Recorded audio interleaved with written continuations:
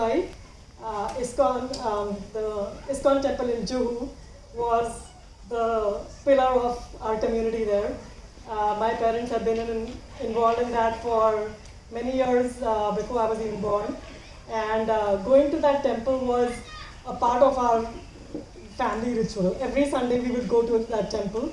I remember one time there was riots in Bombay and the whole city was burned, and we still went that Sunday to the temple.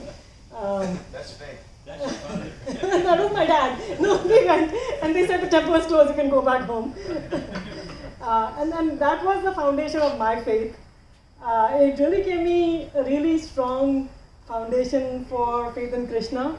And ever since then, I have relied on Krishna for everything. For the smallest thing to the biggest things, I have relied on him. And one way or another, he has always come through for me. So it reinforced my faith every time he came through for me. Some people know this, I have a 16-year-old daughter. She will ask questions like, what is faith? How do you define faith? What when Krishna doesn't come through for you? Are you still going to believe him? Are you going to believe him when you have like a really tough time? And so I thought that the conversation today could revolve around those topics. And then we could have the speakers give their advice on it.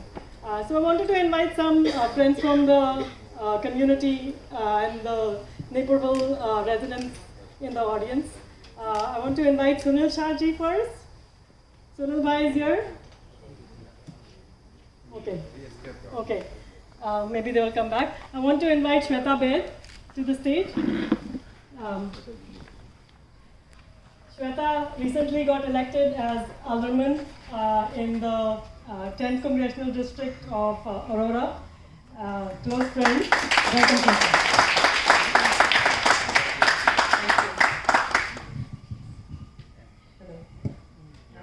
Jai Shri Krishna. And it's a blessing to be right in front of you. I wanted to ask, what is the role of temple in building faith in our next generation? How does it help? It would be interesting for kids to know from older people like you. Okay. I'm first. The role of the temple in building faith in our next generation. Well, you already heard Premananda express something I very clearly remember saying to her more than once. The future is in the younger generation, and the role of the temple, I mentioned yesterday evening, but I'll be glad to say it again. It's the place where, just like she mentioned, the message of Krishna is heard, the message of Krishna is modeled, the worship of Krishna, as Krishna says in Bhagavad Gita, Manmana bhava mad bhakto madhyaji mam namaskuru. A temple is for those four things. And the manmana starts with sound. So the mind goes to where the sound goes. And it's about, imagine if we heard a child screaming right now, our attention would go to the child screaming. Your attention goes where the sound goes. So if the sound is Shabda Brahman, or spiritual sound, the mind goes there. Or the phrase I was speaking yesterday, Mana Krishne Niveshayat. This is the Bhagavatam's teaching. Narada to Yudhisthira. Even Shishupal, what to speak of children, innocent children who are members, even Shishupal, by thinking of Krishna always, he became liberated. So the role of a temple is a place where that sound vibration, the name, the message, modeling the message, the worship, Krishna Prasadam, I'm sure you always look forward to. Everyone does. That's not because it's special. It's offered to Krishna. It's not just something. It's so. And wholesome friends. For children, it was mentioned already, but children need, and we all need friends, and those who have children are very concerned that their children have wholesome friends.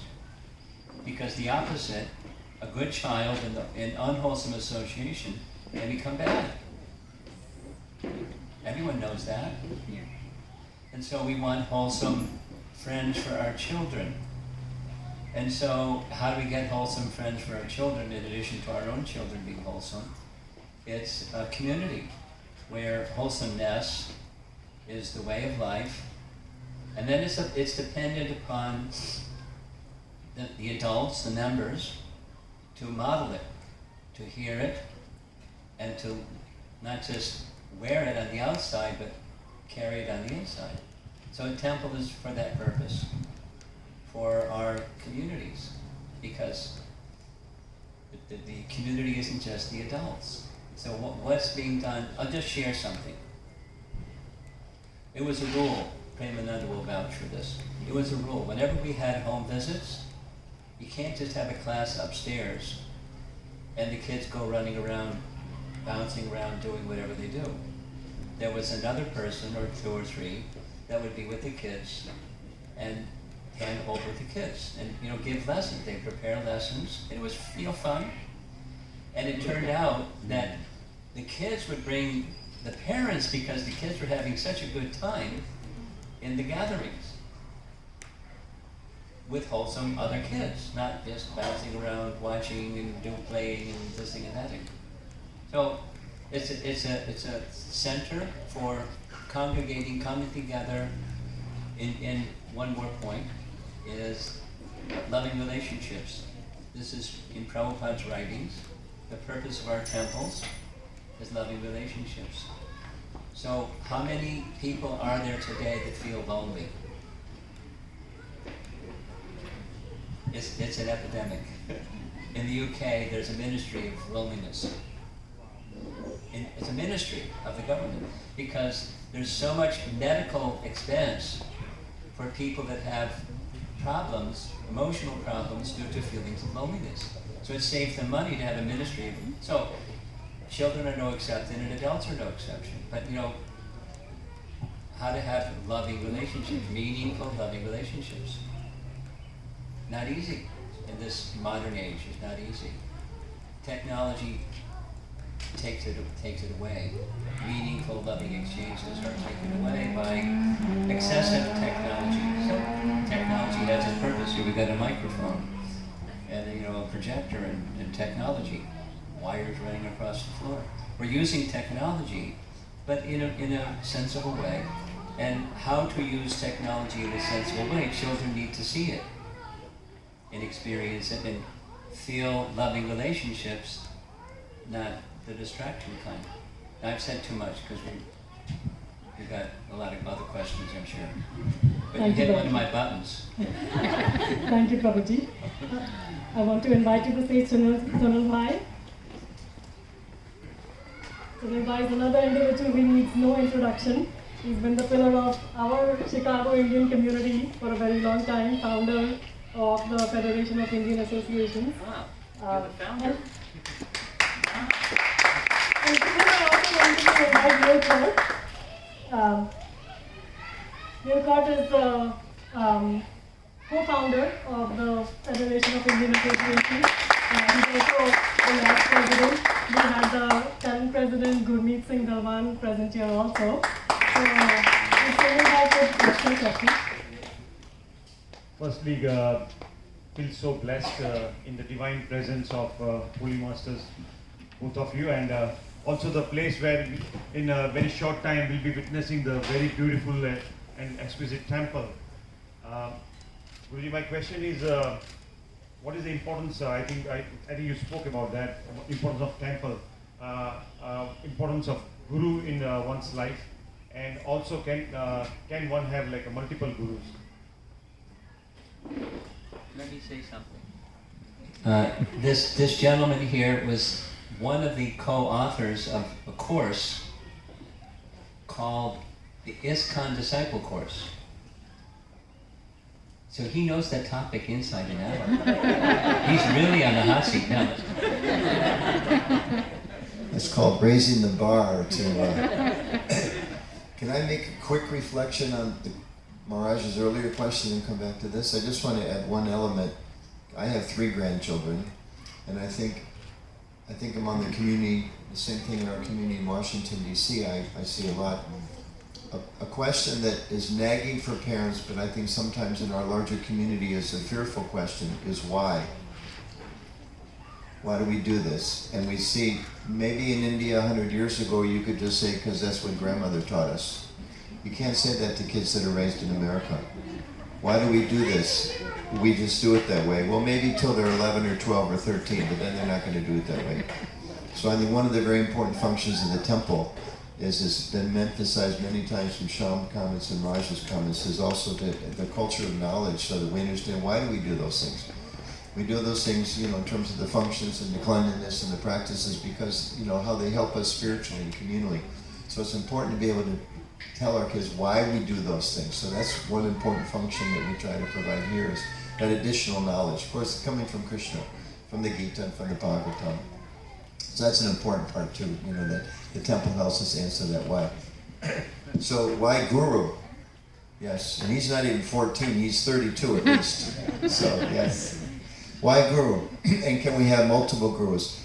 Can I reverse the question first? Can we have multiple? We all have multiple Gurus, in the general sense that we all have multiple teachers and we have people that set examples for us. And we follow those examples. And setting aside the special spiritual prerogative of Guru, we all have teachers, we have leaders, and we live in a society today where, basketball players and football players and Bollywood stars and Hollywood stars, they become the gurus for people in the sense that they want to follow in their footsteps, which kind of is a natural thing, but we really all need, more than anything else, moral leadership and spiritual leadership. And that's where Krishna says in the Gita that one should find a guru who's coming in a line of students from him. Krishna says that I'm reteaching this knowledge to you, Arjuna, because it's been lost, and now I want you to carry it on. So it's described also that one shouldn't become a father or a mother or a teacher or a king unless they can deliver their dependents, their disciples. So all of us really are meant to be gurus. Some may perform that function in a more formal way, but all of us are meant to really serve as gurus. So we all have many, many gurus, but the question is, as we grow up, who are we choosing to be the guru to take us further in life in terms of our relationship with Krishna? And to that extent, Krishna says it's essential. Tadvidi pranipatena pariprashnena sevaya upadekshanti te gyanam gyananas tattva darshinaha. Just try to learn the truth by approaching the spiritual master, because Arjuna is completely confused. We all know the story. He's confused. If I win this battle, I kill my relatives. If I lose the battle, I get killed. So where is there any kind of sense of victory here? It's a lose-lose. So then Krishna explains to him from a spiritual perspective what needs to be done. Then by seeing clearly, he understands how to act. So it's also explained by all the acharyas and Krishna himself that we're all bewildered in this world. You look around, we're all trying to be happy, everything looks good, and then COVID-19 comes. And then everybody wonders, well, what is this? How are we supposed to be happy in this world with so many difficulties? And then, as we saw very painfully, India a few months ago was thinking, okay, we survived. And now a few months later, it's the center of all of it. And now we've all been told, okay, Maharaj and I, we had our vaccines, we've got our 2-week period and all that, so we're following the government. We don't need to wear our mask. We're all hoping that a month from now they're not going to say, oops, one of these new varieties. We're all praying for that, but we don't know. So there's danger in every step, whether we like it or not. None of us really likes it. We don't like too much danger. A little excitement maybe, but not too much. But we're confronted with anxieties, and birth is there, and death is there, and old age is there, and disease is there. All these challenges. So Guru is required to help us here, coming in the succession from Krishna. What are some deeper answers to these questions that we face? Because the world at large, we all know, you get back in your car, you turn on the weather or the radio, or go home, turn on the television. They're going to tell us what the solution is. You just have to buy more stuff. That's the American solution. You buy more stuff and then you'll be happy. But we know, we've all experienced that. So you buy some new stuff and you get it home and you realize it's not the color you thought it was, it doesn't fit the way you thought it was, it's not as fast as it was supposed to be, or it broke the first time you used it. And then we realize, well, that wasn't the solution. So Guru helps us keep in perspective of what actually is the priorities in life. And in the ISKCON society, when we become very serious in our practice, then we can actually formally accept initiation and kind of formally make that connection with Krishna. So in general, that principle of spiritual guidance is always there, and yeah, it's necessary. And thank you, because you're a guru to the Indian community in performing the organization that you've organized. And we'll talk later, we'll check up, make sure you're doing everything you should in your leadership. Anybody want to ask a question? More than a question, I want to thank the organizing committee. I think you guys have great leaders in Anuja, a great leader in Nilamji. So this is going to happen. The temple is going to be here for the future generation. All the devotees that are here under your guidance, I think their children and their children in the future are going to have this temple to be guided in the right direction. And I think Guruji already said that without this temple, getting the wholesome experience to the kids and their generation is absolutely a must. I mean, what do you call that? Lonelism is now become a part of life. Depression is becoming. These are the ways to get out of it. And I think we really are happy to see this kind of a development which enhances the human spirit within children starting at that age. Then it cannot change after that. I mean, he or she goes in the right direction. And we have an elder woman here. So Aurora is a neighboring town. So there are all the resources and future leaders here. Now Jaiswal is here, another one who is going to become another leaders. So we have the relationships to make this more bigger and brighter. And in the same spirit of continuing Krishna's footsteps, on May 23rd, just about few blocks down south, we have the Festival of Colors, which is Holi. And we would love for all of the young kids to come there with the dhol and with the spirits and the books. We would love to have your book stall there. Just give it to the young generation who's coming. We hope about 200, 250 people will minimum be there and celebrate life, celebrate color. It's after a long time we have come out of COVID. Today we see people with no mask. I mean, at least the CDC says no mask. So we take that and not taking much time. We invite you and everybody here to join us on our Festival of Colors, 23rd Sunday. Thank you. Thank you very much. Thank you very much. Next, I want to invite a very important person who's been involved in our temple since day one, Chirayu Parekh. Chirayu is still here. Chirayu Bhai has been instrumental in this temple. He's been our inspiration through many dark times and now through the bright times. He's a tech business owner from Bartlett, and he's also the president of the Jalaram Temple. The Jalaram Temple in the northwest suburbs is one of the most commercially viable, vibrant, active temples, thanks to Chirayu Parekh. And we hope to bring that best practice from that temple to ISKCON Naperville. So, Chirayu Bhai. Thank you, Anuttama. Hare Krishna, Guruji. Hare Krishna, everyone. I'm so blessed and so happy and so grateful to Lord Krishna.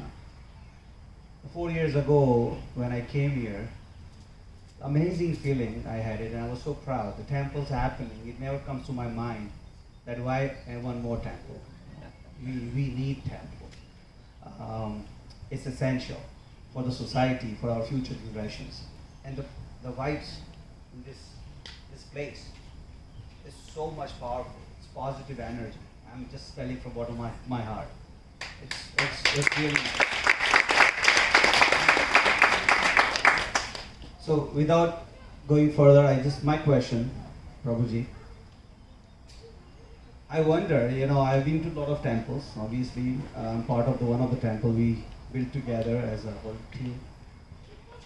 At Hare Krishna temple, Lord Krishna's deity, the stone, the deity is made in black stone.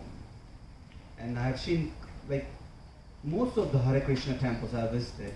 Its deities are of, usually it's marble, white marble statues. So I wonder all the time. I mean, it's beautiful, no questions about it. Why instead of black?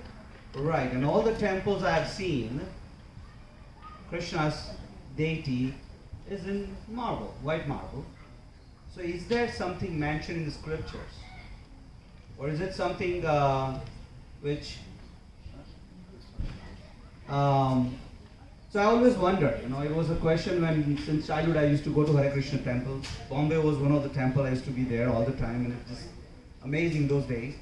So, but this was the question I felt that today I should just bring it up. Maybe it is probably silly, or I don't know if I'm to step a little further, but Prabhuji, if you don't mind, that's my question.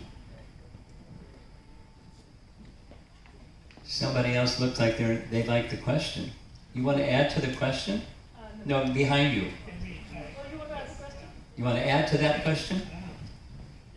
In southern India, the statues are... You're not on. You got to press the button. Hello? No, you're good. You're good. Okay, right. So, in southern India, where we grew up, Krishna statues are used to saying black. And the ISKCON opened right across my house, across the street, and they brought the marble one. So that is the white marble one. The white marble. Right across the street from your home. That's my life. And you were asking the same question. How come white marble?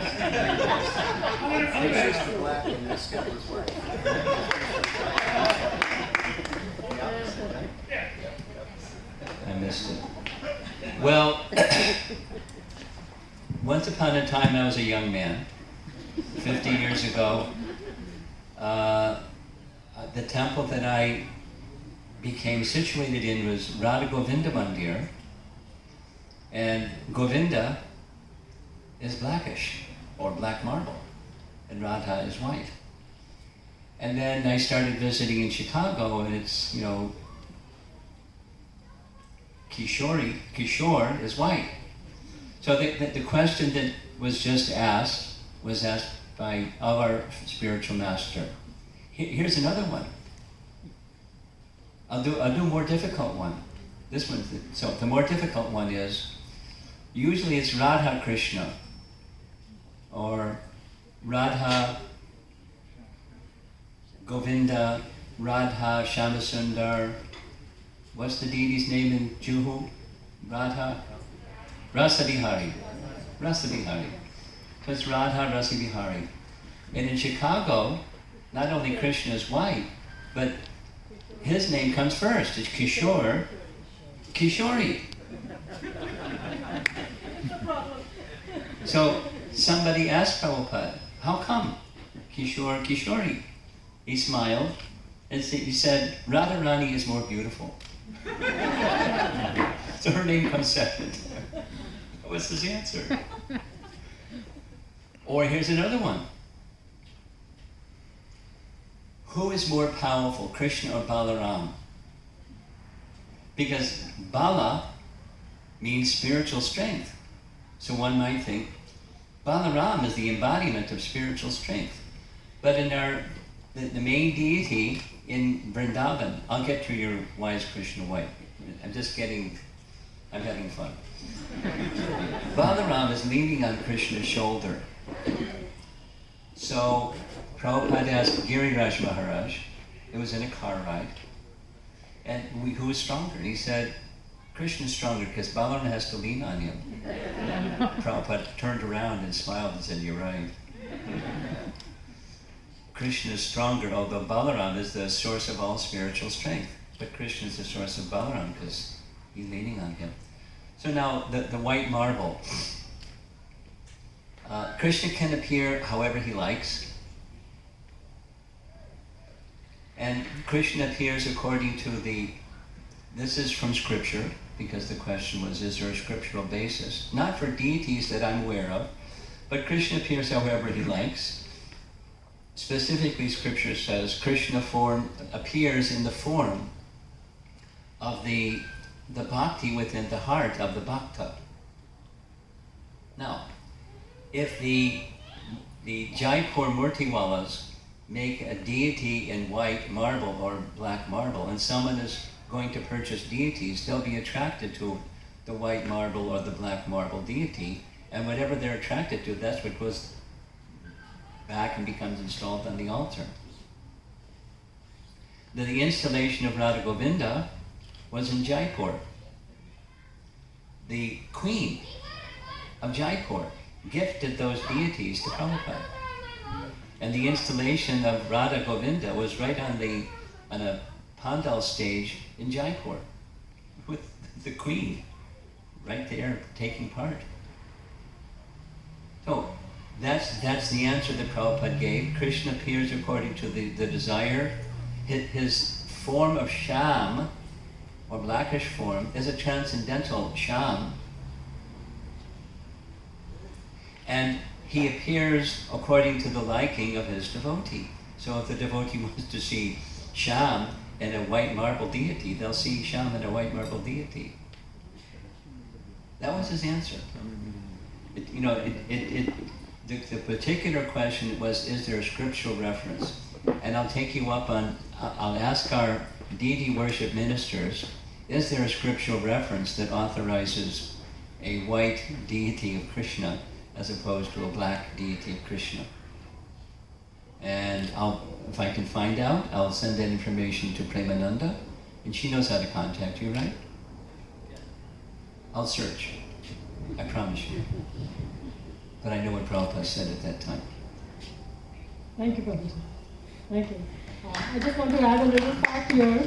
I do real estate development, and my project is in the Shamburg area. I had a lot of challenges initially on, and looking back, they were just like part of normal, any big project would have those challenges. But I remember coming to Mataji one time and complaining that Krishna is not cooperating. He needs to do his part here. And she said, you should pray to Radha. And actually I went home that day, I replaced the Krishna picture with the Radha picture. And since then, it's been up and up. So,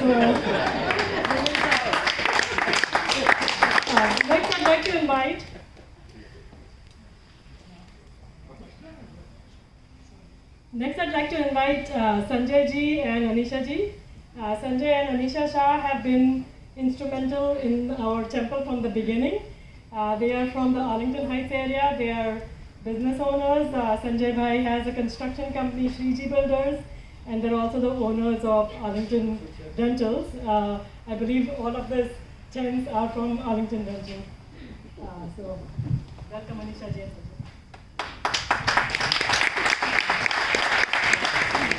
Hare Krishna. My question is, how can all the temples can work together? What can be done so all the temples can work together? He's our communications minister. He knows the answer. He's the communications minister, and he's the GBC. He's going to make it happen.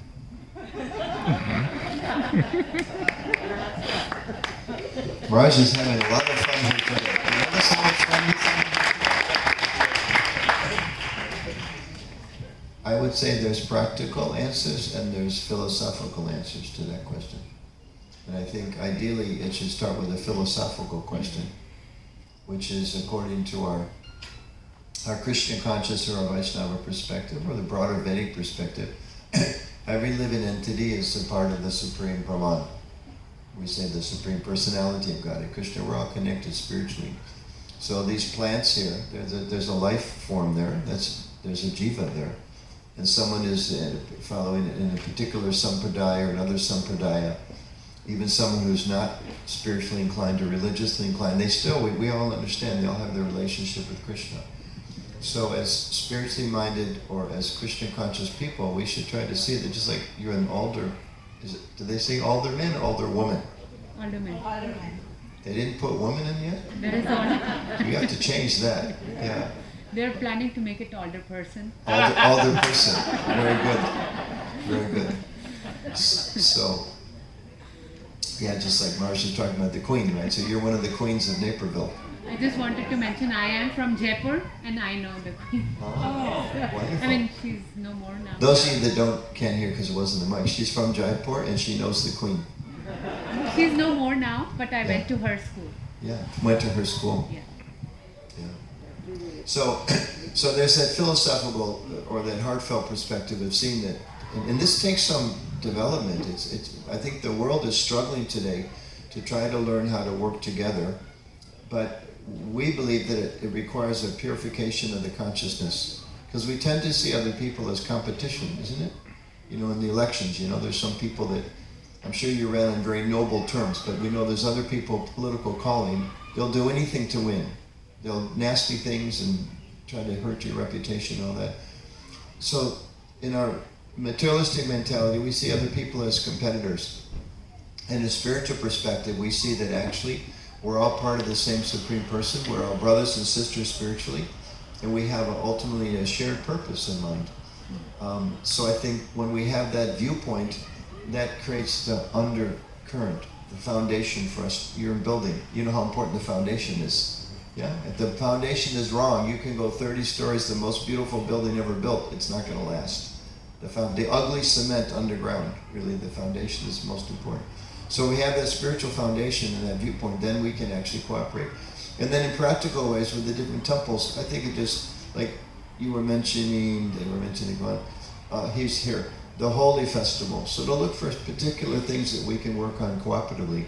There's probably, like in Naperville, I'm sure there's other even non-Hindu religious communities that are also concerned about the roads being clean and the schools being good and all that. So you find areas that we agree upon, and we can work on those in a practical way. And you as a leader, I think it's important to be reminding, even in terms of our language, to speak in terms of how can we cooperate. We all have this in common, and there's such a tendency to become, I live in Washington, D.C., right? The city of divisiveness in the modern times. So to help overcome that kind of divisiveness in the way we interact with each other and speak to one another.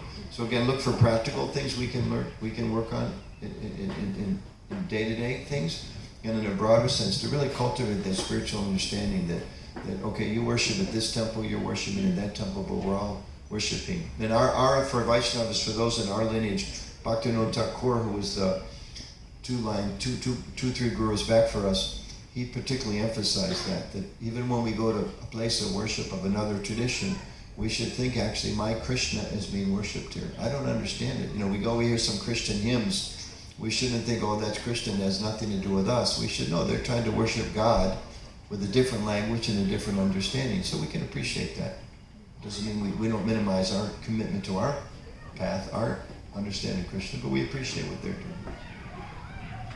doing. Don't go away yet, because your question. I've heard this young man over here, Anuttama Prabhu, speak on this topic in a number of different ways, and I'll share two additional ways. Not so long ago, we observed ISKCON 50.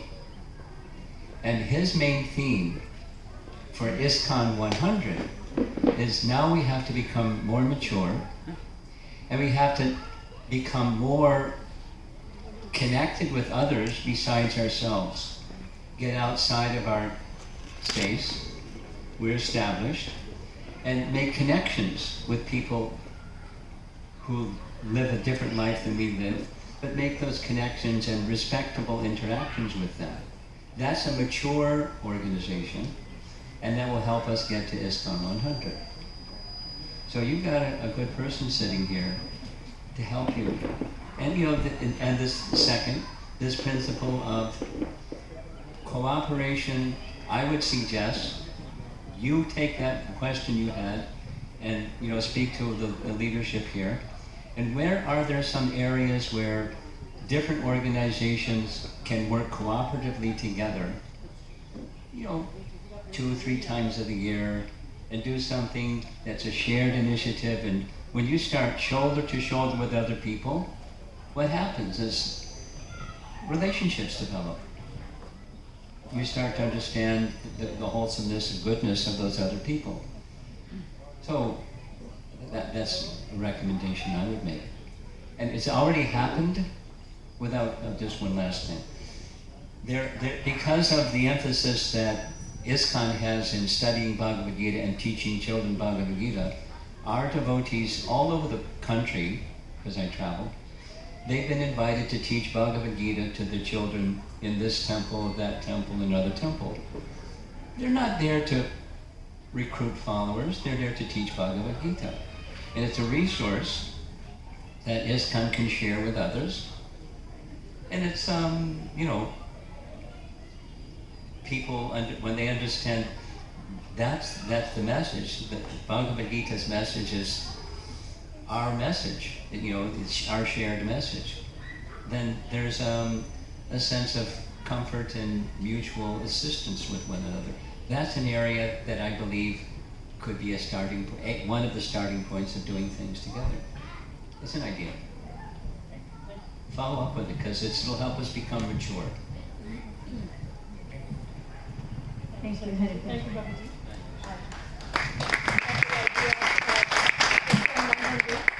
Very nice message. Next, I'd like to invite Mitesh Patel to the stage. Mitesh is still here. Yes. Mitesh, please. Mitesh is the young gentleman, founder of Level Construction, who is doing our construction work.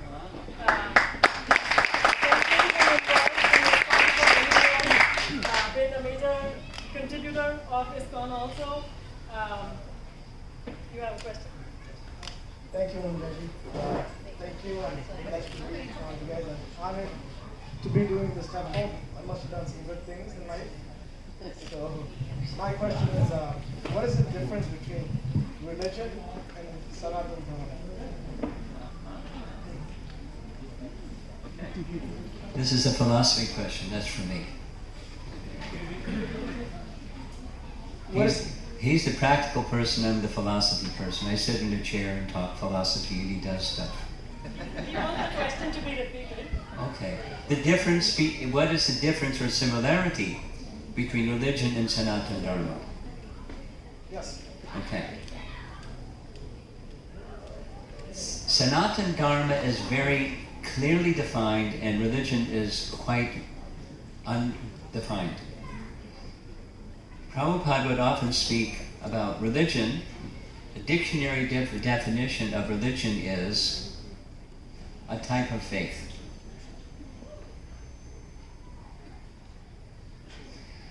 And a faith can change. We see it happen. Somebody this becomes that in the course of their life or the course of some period of time or something. As values change, beliefs change, so a type of faith can change. But Sanatana doesn't change. It's Sanatana. And Sanatana Dharma, because Dharma is often translated conventionally as religion, but Dharma has a Sanskrit meaning. That which is the characteristic of something is its Dharma. The characteristic of something is its Dharma. Repeating what I've heard hundreds and hundreds of times, like the characteristic of sugar is it's sweet. The characteristic of chili is it's hot. He said you go to the market and you want to test, is the chili of good quality? And it's not hot, it's not good chili, because chili is hot. And salt doesn't taste like sugar. And that's the Dharma of something, is its characteristic. So what's the characteristic or Dharma of the soul? It's service to God. And if we don't serve God, we're going to serve something else. The characteristic is service to God. Misplaced is service to something else. But Sanatana Dharma is service to God. And then comes different definitions of what is God. That's another interesting topic. But the essence of Sanatana Dharma is eternally on the soul platform, not on the belief platform or value platform or even behavior platform, but the soul platform is for servants of God eternally. And those codes that guide that's the codes of Sanatana Dharma. and it's something that's given by God. Codes of the proper way to conduct yourself in relation to God is given by God. Like the codes of law are given by the state, not by somebody in their living room. So that which is given by God gives us the codes by which to live in service to God. That's a very simple definition of Sanatana Dharma. And religion is quite hazy. It's something that can change. And Sanatana Dharma is not something that will change. Its color may look like this. Its shape may look like that. But it's the essence is the essence, and that's what Sanatana Dharma is. And that's what we're to live and propagate. And because it's been the topic so far, ourselves and with our family, our children, the next generation, is to inculcate Sanatana Dharma in our lives and in those that we're with, our family members and community members and so forth. Thank you. I'd like to invite Mamta Agarwal to the stage. Is Mamta here?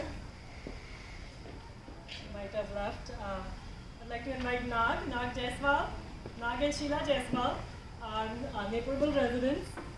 They are community leaders. Nag also ran recently for Park District Commissioner, and he hopes to run again for future positions. Sheila, please. Parks Department? Park Commissioner. Your park. Park Commissioner. Yes. That's why you both. And green. Both are wearing green. Yeah, she noticed this too. Very appropriate. Thank you. Hare Krishna Prabhuji, Hare Krishna Maharaj. So today in this world we are living, we have competing loyalties. So Matrubhumi, Janmabhumi, Karmabhumi. And so does our loyalty to work, our religion, allegiance, parties and everything. How does one stay calm? And this is a question for the entire generation in my own family, 3 generations that live together. The simple answer we know is Hare Krishna, but okay. So I'm not going to let you go with that. Yeah. So I want a deeper sense. How do we keep calm and then take our generations together and make this larger than what we are today?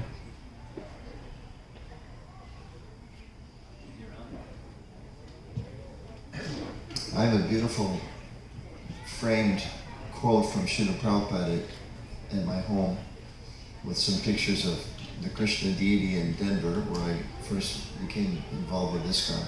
I don't have it memorized, I should, because I like to refer to it a lot. But Prabhupada says something to the effect of, he says, just be in love with Krishna, then you will see how much peace and tranquility comes, how all forms of insufficiency will disappear. And he goes on and on like that. So, I think the deepest sense is when we clearly understand our relationship with Krishna, as Maharaj said, Sanatana Dharma, when we truly understand, initially it's a little bit maybe of a blind faith. Okay, I'm not this body, I'm spirit soul. It seems to make sense. Then it becomes a little more rational and we gradually begin to experience it more and more. When we become truly deeply realized in that, then the ups and downs of this world, they genuinely don't disturb us anymore. For the rest of us that haven't come to that point yet, Prabhupada gave the example. He said if you're in a boat, a secure boat, even if it's in the middle of the ocean, and the boat's tossing and turning and going up and down with the waves, as long as you're in the boat, you're secure. So, if we've made enough of a spiritual commitment, and as we make more and more spiritual progress, we keep in that boat of Krishna consciousness, spiritual perspective, then the difficulties that come, we still feel them, but we're not disturbed by them. It's a definition of one who is dhira, one who's undisturbed. So we're all practicing to be undisturbed. You know, he's working in the construction industry. We were chatting a little bit before. I think that industry is one of the most disturbing industries you can be in. You know, the price of steel doubles overnight, and your subcontractors don't show up, and you know, so many things like that.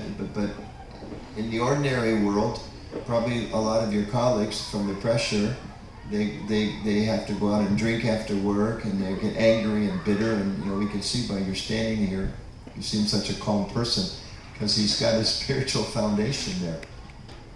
So I think that's really the critical part of it, is we need to be cultivating a spiritual perspective on things. Because the difficulties, I mean, look at the Bhagavad Gita, the classic example. Arjuna said, first I'm going to quit, I leave, I'm out of, modern term, I'm out of here, Krishna, I'm out of here. And he said, no, you're not, you have to stay. But he gave him a vision by which he could be in the midst of this tumultuous situation, worse than we'll ever face. But he had a vision that kept him going. So that vision, that faith, and a spiritual taste comes also by which we see, and a deeper level also, as we more and more focus our commitment, Krishna, I'm doing this for you, then those very sources of difficulty become actually a source of inspiration. And I will share from my own experience, sometimes I feel a little connection like that. Krishna's there, Krishna's reciprocating with me. And I have other days, and maybe some of you have the same, where it's like there's very little faith, there's very little experience. And I think, okay, today's my day to show Krishna that I'm in for the long haul. You know, there's not much pleasure here, there's not a lot of appreciation, there's not much success coming. I tried to do 3 positive things, and I was accused of 4 negative things, you know? And like, Krishna, okay, now I wasn't smart enough to go to Radharani. Maybe that's the problem. I may have to go home and move a few pictures around. I may have learned, now I know why Krishna brought me to Chicago this weekend. Why Radharani brought me to Chicago this weekend. But I think that's also there too. And if I can, just another minute, I think as I see it, in one of the deepest senses of the Krishna conscious perspective, it goes way back to we're individual souls. And at some point in time in history, long, long, long ago, you know, before we were in these bodies, before we had these families and lived in Naperville, we somehow or other, according to our tradition, we made a conscious choice. Krishna, I think I want to try it in the material world. That was our free will. So Krishna, he's in our heart, he came with us, he's given us full freedom. We can go up and down throughout the different planets in the material world. We can go through different species. We can work for the Parks Department, or we can become a sannyasi, we can become a grahasta, we can become so many things. But he wants to see, when do we come to that point of, actually, I just want to connect with you again. My purpose in life is to connect with you. So we've asked him to disappear from our lives, and he's done that. And now we've kind of come to the point of, Krishna, actually, I think I want you in my life. So he shows himself a little bit, and then he kind of like says, okay, how badly do you want me? So sometimes he disappears again. And then it's our choice. Well, no, Krishna, I really, really want. I do want you. And Lord Chaitanya, in these beautiful prayers, you can embrace me, or you can abandon me, but I'm still going to be your devotee. So, as Maharaj was saying, it's about relationship. Ultimately, God, Krishna, he's a person, and we made the wrong choice. And he said, I'm not going to force myself on you, so I'm not going to force myself into your life. If you want me, I'll be there. If you don't want me. So there's that test. Every day practically is a test for us now. We've kind of reached this critical point when the human form of life, we've taken up spiritual life. We're kind of right, it's like the last 5 yards of a very long run. And now it's okay, do we have the commitment to maintain that desire? So that's part of the challenge. Thank you. It was a down day for me. You made it. Thank you. I just want to say too, I want to mention the altar person and meeting those of you that are like really making a difference in the community. I find this really inspiring, because as we're talking about, the temple is a place for people to come and get spiritualized. But then do what? You know, some of us all of us, we have you're all living in the world. So it's not that, okay, come to the temple on Sunday and you get some strength and then you go out and you do everything like anybody else does at the job. I've always felt people should be asking, why is she always so peaceful in the office despite all the stress? Why is she usually peaceful in the office despite? So they'll see what's the difference, to be in charge of the parks and to be really committed.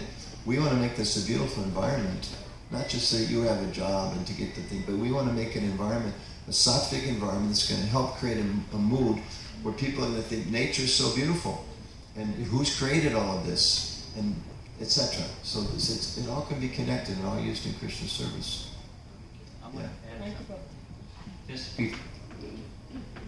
This question that you asked, go ahead and sit down, it's okay. That's okay. Okay. This question, one of the venues that I speak regularly is in colleges. And if the students are given a menu, a choice of topics, they pick this topic. There's different ways of asking it. And what's going to happen tomorrow evening is one of those. Like, why is life difficult? And how do I find real happiness? It was for a college group, and we're going to speak about it. So, what to speak of yourselves, your younger generation people. And because I interact more with the younger generation people than most parents. They go through the same thing, of course, from a different perspective, different pair of sandals, and different peer pressures and different things going on. But it's the same situation. And then they grow up with it. They're looking to their parents for role models, but they're also looking within themselves and finding answers that actually work. It's a big topic. And a lot of mentoring and role modeling is needed to help get younger generation people through that, so they're making choices that are wholesome. That's where I was going with our younger generation. Yes. How to keep them calm and still succeed. Modeling it and having wholesome association, and a third thing is the answers to the why questions, as Anuttama was saying, and modeling it, not just saying and doing something else. Okay. Just want to add one more thing with the kids part of it, and sometimes parents forget this, especially in spiritual life. They're not us in a younger version. They are individuals. They have their individual desires, their destiny. They have things that they're inspired by. So role modeling, as Mara said, is so important, and yet also, to be guiding them and understand they're going to do it their way.